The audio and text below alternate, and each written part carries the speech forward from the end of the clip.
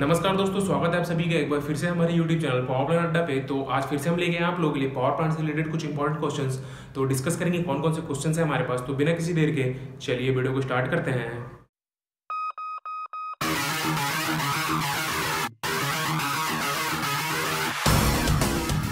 तो बात करते हैं कौन कौन से क्वेश्चंस हैं हमारे पास। तो सबसे पहला क्वेश्चन है why it is required to give excess air. जो हम बॉलर में एक्सेस एयर देते हैं उसकी जरूरत क्यों पड़ती है, ठीक ना। तो देखिए, तो क्या होता है कि जो हमें पता है जो हमारे बॉलर में मतलब हमारा जो बॉलर है कंटिन्यू मतलब कांस्टेंट लोड पे चलता है, ठीक है, उसमें फ्लक्चुएशन चलते रहता है प्रेशर टेम्परेचर का, ठीक।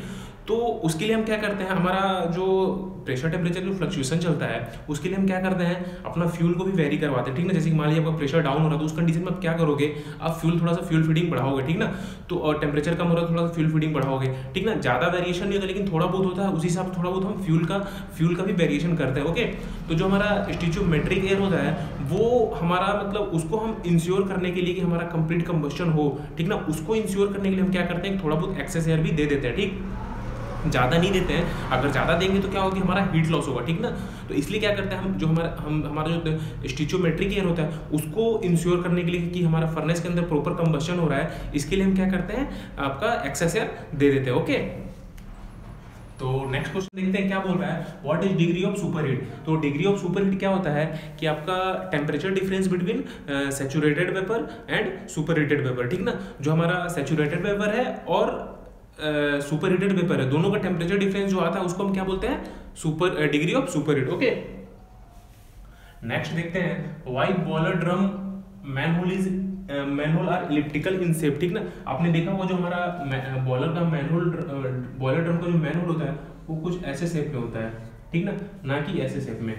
तो ये पूछ रहा है कि ऐसे शेप में क्यों देते हैं, ऐसे क्यों नहीं देते हैं। देखिए, अगर आप स्क्वायर ये मतलब ये जो इस फॉर्म में है स्क्वायर फॉर्म में देंगे तो ये ज़्यादा अच्छा है आपका, मतलब इनसाइड जाएंगे, मतलब इनसाइड अगर आप मैनुअल खोल रहे हैं तो अंदर जाने होने के लिए ये ज़्यादा कंफर्टेबल रहता है, ठीक ना। बट ये स्क्वायर वाला, बट इसमें क्या होता है कि आपका जो ये हमारे कॉर्नर्स है ना, कॉर्नर्स पे स्ट्रेस बहुत ज़्यादा जनरेट होता है, ठीक ना, स्ट्रेस बहुत ज़्यादा जनरेट होता है। और एक एग्जांपल, जो आपने प्रेशर कुकर देखा होगा तो प्रेशर कुकर में जो हम ढक्कन लगाते हैं वो अंदर साइड से बंद होता है, ठीक ना कि बाहर साइड से बंद होता है।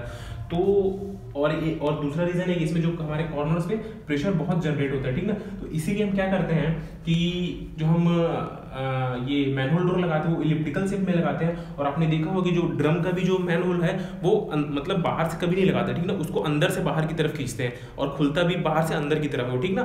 तो इसलिए हम इलिप्टिकल शेप में यूज करते हैं मैनुअल डोर, ताकि और इस पे हमारा स्ट्रेस भी ज़्यादा जनरेट नहीं होता, ठीक ना। तो कोई भी इंसिडेंट के लिए सेफ रहता है हमारा, इसलिए हम ये स्क्वायर फॉर्म में ना यूज करके इलिप्टिकल शेप में यूज करते हैं, ओके। और नेक्स्ट है व्हाट इज स्टीम ब्लैंकेटिंग। है कि स्टीम ब्लैंकेटिंग में आपका जो वाटर वॉल है, वाटर वॉल की ट्यूब्स हैं उसमें आपकी स्टीम एंड वाटर जो है अलग अलग फ्लो होने लगती है, ठीक ना, एक साथ मिक्स होकर फ्लो नहीं होती है, ठीक। तो इसका मेन रीजन ये है कि जहाँ पे आपका इम्प्रॉपर फ्लो होगा ना, मतलब प्रॉपर आपका जैसे कि इनसफिशियंट वाटर का फ्लो होगा, वहाँ पे ये प्रॉब्लम आती है, ठीक ना, आपका स्टीम ब्लैंकेटिंग का। इसमें आपका ट्यूब फेल्यूर होने के चांसेस बढ़ जाते हैं, ओके। ये तो हो गया हमारा स्टीम ब्लैंकेटिंग। नेक्स्ट है हमारा टीआईजी वेल्डिंग में हम कौन सा गैस यूज करते हैं, ठीक है। जो हमारा टंगस्टन इनर्ट गैस वेल्डिंग होता है उसमें हम गैस कौन सा यूज करते हैं, ठीक ना। इसमें जो गैस यूज करते हैं हम वो होता है हमारा आर्गन एंड हीलियम, ठीक ना। कौन सा गैस यूज करते हैं, आर्गन एंड हीलियम।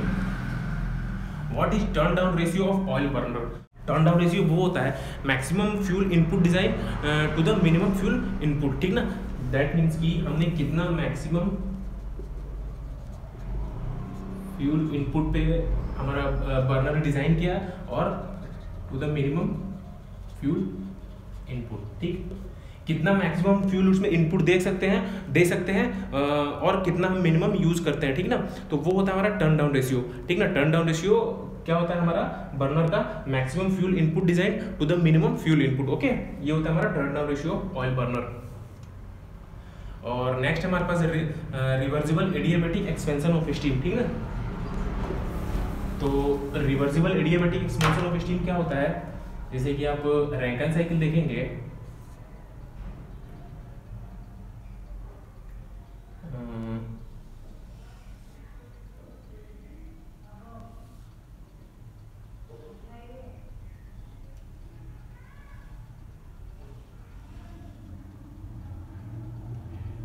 ठीक, ये 1 2 3 4 4 ठीक है।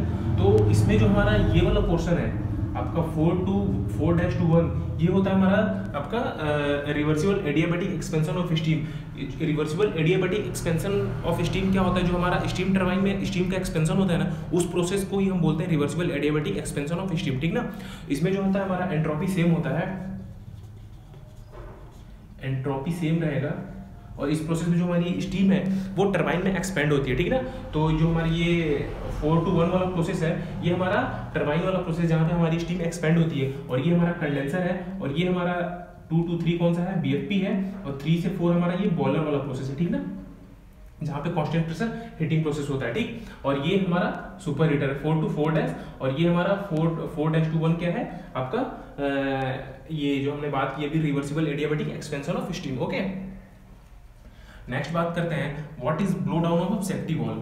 हमारा सेफ्टी वॉल्व का ब्लो डाउन क्या होता है, ओके, देखते हैं उसके बारे में। तो ब्लो डाउन जो होता है हमारा ये डिफरेंस होता है set pressure minus reset pressure, ठीक ना। क्या होता है जो हम हमारा सेफ्टी वॉल्व का सेट प्रेशर होता है माइनस रीसेट प्रेशर, ठीक ना, उसको उन दोनों का डिफरेंस करते हैं तो वो हमारा ब्लो डाउन आ जाता है। ये जनरली परसेंटेज में होता है, ठीक ना, कितना % ब्लो डाउन है, ओके। नेक्स्ट है at what pressure latent heat of vaporisation is 0। तो क्या पूछ रहा है, एट व्हाट प्रेशर, किस प्रेशर पे जो हमारा लेटेंट हीट ऑफ वेपोराइजेशन होता है वो 0 हो जाएगा, ठीक ना। तो जो हमारा लेटेंट हीट ऑफ वेपोराइजेशन वो 0 होगा, वो आपका जो सुपर क्रिटिकल प्रेशर होता है उस पे होगा, ठीक ना, अराउंड 222.65 समथिंग ऐसे प्रेशर होता है 222.65 kg पर सेंटीमीटर स्क्वायर, ठीक है ना। कितना होता है 222.65 kg पर सेंटीमीटर स्क्वायर, ठीक है ना। इस प्रेशर पे हमारा जो लेटेंट हीट, इस प्रेशर के ऊपर क्या होगा, हमारा लेटेंट हीट ऑफ वेपोराइजेशन 0 हो जाएगा, ठीक ना। अगर आप सुपर क्रिटिकल बॉयलर देखेंगे तो सुपर क्रिटिकल बॉयलर में जो हमारा लेटेंट हीट ऑफ वेपोराइजेशन होता है वो बिल्कुल 0 होता है, ठीक ना। देखते हैं अगला क्वेश्चन क्या बोल रहा है, what is hammering in steam turbine. क्या बोल रहा है कि आपको पता होगा जो हैमरिंग होती है, ठीक ना, लाइन हैमरिंग होती है स्टीम की, वो क्यों होती है। तो क्या होता है कि देखिए जब हमारा जैसे मान लीजिए हमने लाइन एक बार यूज़ की, ठीक ना, लाइन चार्ज है, ठीक है, प्लांट शट डाउन हुआ, जो कुछ भी हुआ हमने वो बंद कर दिया, लाइन हमारी बंद है, ठीक ना। तो उसमें क्या होता है कि कंडेंस इकट्ठा हो जाता है, ठीक है, जो स्टीम बच जाती है वो कंडेंस हो जाती है। और अगर हमने ड्रेन मतलब लाइन का ड्रेन खोल के कंडेंस नहीं निकाला तो क्या होगा, बिना ड्रेन की अगर हमने लाइन चार्ज कर दी तो फिर क्या होगा कि जो हमारा स्टीम है ना, स्टीम कंडेंस के कॉन्टैक्ट में आता है और स्टीम का सडन प्रेशर ड्रॉप होता है, ठीक ना। सडन प्रेशर ड्रॉप होने से क्या होता है, लाइन में हैमरिंग होती है, ठीक ना। क्यों होती है हैमरिंग, जो हमारा कंडेंस प्रेजेंट रहता है आपकी लाइन में, उस लाइन के उस कंडेंस के कांटेक्ट में हमारा स्टीम आता है, ठीक ना। और जैसे ही उस कंडेंस के कांटेक्ट में आता है उसका क्या होता है, प्रेशर ड्रॉप होता है, सडन प्रेशर ड्रॉप होता है, जिससे क्या होता है हमारे लाइन में हैमरिंग होती है, ओके। और नेक्स्ट है लॉसेस इन बॉयलर। पूछ रहा है कि कौन कौन से लॉसेस होते हैं बॉयलर में। तो लॉसेस में जो होते हैं लॉसेस हमारे बॉयलर में, उसमें तो आपका स्टैक लॉस होता है, चिमनी की लॉसेस होती है, फ्लू गैस लॉसेस होती है, ठीक ना। और आपके एयर में मॉइस्चर है, ठीक ना, उससे भी लॉस होगा। आपके फ्यूल में मॉइस्चर है, उससे भी लॉस होगा, ठीक ना। और कुछ रेडिएशन लॉस होता है, ठीक ना। और कुछ अनअकाउंटेबल लॉस होते हैं जो कि हम उनको काउंट नहीं कर सकते, उनको 1% जनरली मान लेते हैं, ठीक ना। मैं इधर लिख देता हूँ कौन कौन से लॉसेस होते हैं, स्टैक लॉस और आपका रेडिएशन लॉस, ओके, और हो गया आपका moisture in fuel, moisture in air, okay, moisture in fuel, moisture in air, loss due to dry flue gases, flue gas, okay. And कुछ अनअकाउंटेबल होते हैं,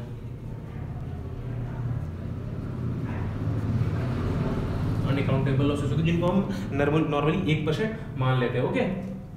तो ये तो बात कर ली हमने लॉसेस के बारे में। नेक्स्ट क्वेश्चन बोल रहा है what do you understand if chimney emit white smoke. क्या बोल रहा है कि अगर आपकी चिमनी, जो बॉयलर की चिमनी है, उससे व्हाइट धुआं निकल रहा है, ठीक ना, व्हाइट स्मोक निकल रहा है, तो आप क्या समझेंगे, ठीक ना। तो अगर व्हाइट स्मोक निकल रहा है, ठीक ना, तो दैट मीन्स कि आप एक्सेस एयर दे रहे हो, ठीक ना। बॉयलर में क्या कर रहे हो, एक्सेस एयर दे रहे हो और उससे आपका हीट लॉस हो रहा है बॉयलर का, ठीक ना। देखिए क्या होगा कि अगर ज़्यादा एक्सेस एयर दे दोगे तो क्या होगा, जो आपका एयर है, एयर क्या करेगा, अपने साथ हीट को कैरी करके बॉयलर से बाहर निकल जाएगा, ठीक ना। तो दैट मीन्स कि आपका हीट लॉस हो रहा है वहाँ पे। अगर और आप ज़्यादा एक्सेस एयर दे रहे हो, अगर आप के बॉयलर के चिमनी से वाइट स्मोक निकल रहा है, तो क्या कर रहे हो आप, ज़्यादा एक्सेस एयर दे रहे हो और आपका हीट लॉस हो रहा है बॉयलर का। ओके, और नेक्स्ट है बेनिफिट ऑफ थर्मल इंसुलेशन।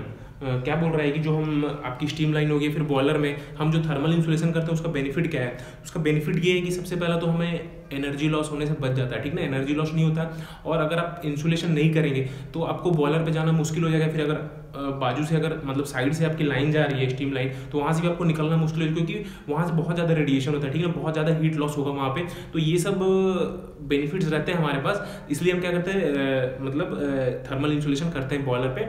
और जो भी हमारी स्टीम पाइपिंग होती है, अगर थर्मल इंसुलेशन नहीं करेंगे तो क्या होगा कि जो हमारी बॉयलर से स्टीम जा रही है टरबाइन में, तो पता चले कि बीच में ही कंडेंस हो जाएगी वो, ठीक ना। इसलिए क्या करते हैं, हम थर्मल इंसुलेशन करते हैं ताकि हीट लॉस ना हो उसमें। ओके,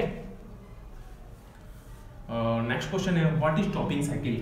टॉपिंग साइकिल क्या है पूछ रहा है। तो टॉपिंग साइकिल दैट मीन्स वो होता है, वो साइकिल होती है जो, जैसे आपने वो सुना हो कोजनरेशन प्लांट। तो कोजनरेशन प्लांट में क्या करते हैं हम, जैसे कि पहले तो जो फ्यूल है उसका यूज़ हमने किया, जैसे कि मान लीजिए जो कोल है, ठीक ना, कोल का यूज़ पहले हमने किया पावर जनरेशन के लिए, ठीक ना, पावर जनरेशन के लिए। ओके, और फिर हम टरबाइन से क्या करेंगे, एक्सट्रैक्शन लेके उसको हम प्रोसेस प्लांट में हीटिंग के लिए भेज देंगे, ठीक ना। जैसे कि मान लीजिए आपका पेपर इंडस्ट्री है, पेपर इंडस्ट्री में हमारा कैप्टिव प्लांट होते हैं, या फिर टेक्सटाइल इंडस्ट्री, जो भी हो एनीथिंग। तो जैसे कि जो जहाँ भी आप जाएंगे, मान लीजिए टेक्सटाइल इंडस्ट्री है, तो वहाँ पे क्या होगा कि पहले तो कोल का यूज़ करते हैं हम स्टीम जनरेशन के लिए। स्टीम से हम क्या करते हैं, पहले पावर जनरेट करते हैं, ठीक ना, और फिर टरबाइन से एक्सट्रैक्शन लेके उसको फिर हम वापस कहाँ भेज देंगे, प्रोसेस इंडस्ट्री में, वहाँ पे हीटिंग के लिए काम आता है, ठीक ना। इसको हम बोलते हैं टॉपिंग साइकिल। ओके, नेक्स्ट है exhaust gas temperature of gas turbine. जो हमारी गैस टरबाइन होती है उसका एग्जॉस्ट गैस टेम्परेचर कितना होता है। तो जो इसका रेंज है एग्जॉस्ट गैस टेम्परेचर का, ये 800 टू 900 डिग्री सी होता है। कितना होता है, 800 डिग्री सी, 800 से 900 डिग्री सी। तो आप अगर आप कहीं देखेंगे तो सिंगल आपको गैस टरबाइन नहीं मिलती है, ठीक ना। वहाँ पे हम PFBC ही बॉयलर यूज़ कर लेते हैं इसके साथ में, मतलब प्रेशराइज फ्लूइडाइज बेड कंबस्शन। जो इसका एग्जॉस्ट गैस निकलता है उसको हम एक बॉयलर लगाते हैं, वहाँ पे इस गैस को यूज़ कर लेते हैं, ठीक ना, हीट जनरेट करने के लिए, ताकि ये लॉस ना हो। ओके, और नेक्स्ट है what is FLGR in context of boiler. क्या बोल रहा है FLGR, दैट मीन्स कि फ्यूल लीन गैस रिबर्न। क्या होता है इसका फुल फॉर्म, फ्यूल लीन गैस रिबर्न, ठीक ना। क्या होता है फ्यूल लीन गैस रिबर्न। ये क्या होता है कि जो हमारे बड़े बॉयलर होते हैं ना, उनमें हम इसका यूज़ करते हैं। किस लिए, इसमें हम जो नेचुरल गैस इसमें स्प्रे स्प्रे करते हैं 3 to 7%, ठीक ना। जो बॉयलर का टॉप पोर्शन है वहाँ पे, क्यों, हमारा नॉक्स को रिड्यूस करने के लिए, ठीक ना। इससे हमारा नॉक्स जो है 35 to 40% तक रिड्यूस हो जाता है, ठीक है। कितना रिड्यूस हो जाता है, 35 to 40% तक। इसमें हम क्या करते हैं, इसका जो फुल फॉर्म है फ्यूल लीन गैस रिबर्न, ठीक ना।